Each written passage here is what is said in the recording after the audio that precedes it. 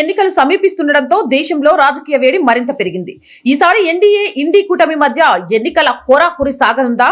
మూడోసారి మోదీనే అన్న నినాదం పనిచేస్తోందా? కేంద్రంలో అధికార పీఠాన్ని దక్కించుకోవాలన్న కాంగ్రెస్ ఆశలు ఫలిస్తాయా? ఎవరి బలమెంత? ప్రాంతీయ పార్టీల హవా ఎంత? ఇవే ఇప్పుడు ఆసక్తిని రేపుతున్నాయి. సార్వత్రిక ఎన్నికలంటేనే ఎత్తులు, పై ఎత్తులు, పోల్ మేనేజ్మెంట్ ఇలా రకరకాల ఫ్యాక్టర్స్ ఖచ్చితంగా ప్రభావం చూపుతుంటాయి. మరి ఎన్డీఏ కూటమి బలమెంత? ఇండి కూటమి సత్తా ఎంత? యుద్ధం ఎంత ముఖ్యమో దానికి తగిన వ్యూహం కూడా అంతే ముఖ్యం. యుద్ధానికి కీలకమైన ఆయుధం వ్యూహమే. అందుకే సార్వత్రిక ఎన్నికలనగానే ప్రతి పార్టీ కూడా యుద్ధ పేరులో గెలవాలని ఉవ్విల్లూరుతుంది. దానికి తగిన వ్యూహాలను సిద్ధం చేసుకుంటోంది. అయితే గెలుపోటములు మాత్రం అద్భుతమైన వ్యూహాలను అమలు చేసే పార్టీని వరిస్తాయి. 2014, 2019 సార్వత్రిక ఎన్నికలను గమనిస్తే కేంద్రంలో ఎన్డీఏ ప్రభుత్వం అధికార పీఠాన్ని దక్కించుకుంది. ఇప్పుడు మోదీ మూడోసారి నినాదంతో ఎన్డీఏ కూటమి సమరానికి సిద్ధమవుతుంది.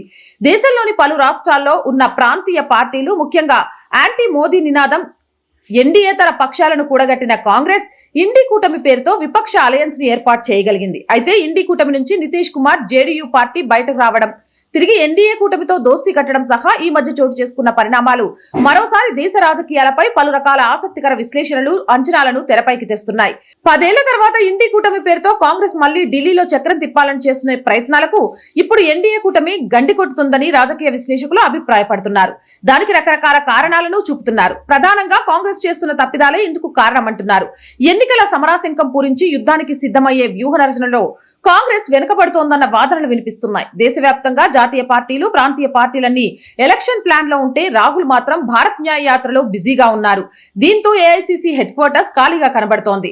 ఏఐసీసీ అధ్యక్షుడిగా మల్లికార్జున ఖర్గే ఉన్నా వెనుక ఉండి కాంగ్రెస్ ని నడిపించేది, నిర్ణయాలు తీసుకునేది సోనియా, రాహుల్ గాంధీ అన్నది అందరికీ తెలిసిందే. అయితే ఎన్నికలకు 2-3 నెలలే ఉన్నా రాహుల్ ఇంకా ఎలక్షన్ స్ట్రాటజీలను, అభ్యర్థుల ఎంపిక అని ఏఐసీసీ కార్యాలయంలో కూర్చొని ఫుల్ బిజీగా లెక్కలు వేయకుండా న్యాయయాత్ర అంటూ తాపిగా ఫీల్డ్ వర్క్ చేస్తుండటంతో పార్టీ క్యాడర్ లో కన్ఫ్యూజన్ తో పాటు బీపీ కూడా పెరుగుతోంది. సేనాధిపతుల యుద్ధ క్షేత్రానికి అవసరమైన వ్యూహాలు వేయకుండా మణిపూర్, నాగాలాండ్, అస్సోం అంటూ రాహుల్ పాదయాత్రలో మునిగి తేలుతున్నారు. ఆఖరికి బీహార్ చేరేసరికి ఇండి కూటమికి బీటలు వారాయి. అది కూడా మోదీ, అమిత్ షా ద్వయం స్ట్రాటజీలో భాగమని భావిస్తున్నారు. బీహార్ సీఎం నితీష్ ని తమ వైపు తిప్పుకోవడం ద్వారా వచ్చే ఎన్నికల్లో పాజిటివ్ వైబ్రేషన్ ను ఎన్డీఏ కూటమి పొందిందనేది విశ్లేషకులు చెబుతున్నమాట. నిజానికి ఎన్డీఏతో ఢీకొట్టాలని ఇండి కూటమి అనుకున్నప్పుడు అందులో కాంగ్రెస్ ది కీలక పాత్ర. కానీ రాహుల్ అస్త్ర సన్యాసం చేసినట్లు ఇలా రాష్ట్రాల్లో తిరుగుతుండడం ఏంటని అంటున్నారు.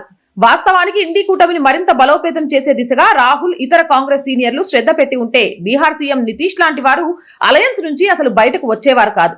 కూటమిలో అసంతృప్తులతో చర్చించి సమస్యల పరిష్కారం దిశగా అడుగులు వేయడంలో కాంగ్రెస్ తడబడింది. ఇదే అదనుగా బీజేపీ అవకాశాన్ని అందిపుచ్చుకుంది. నితీష్ ని వలలో వేసుకోవడంలో ఇండి కూటమికి సైకలాజికల్ గా ఎన్డీఏ దెబ్బతీసిందని అంటున్నారు. ఈ ఒక్క పరిణామంతో ఇండి కూటమిపై 1.25 లక్ష డౌట్స్ క్రియేట్ అయ్యాయి.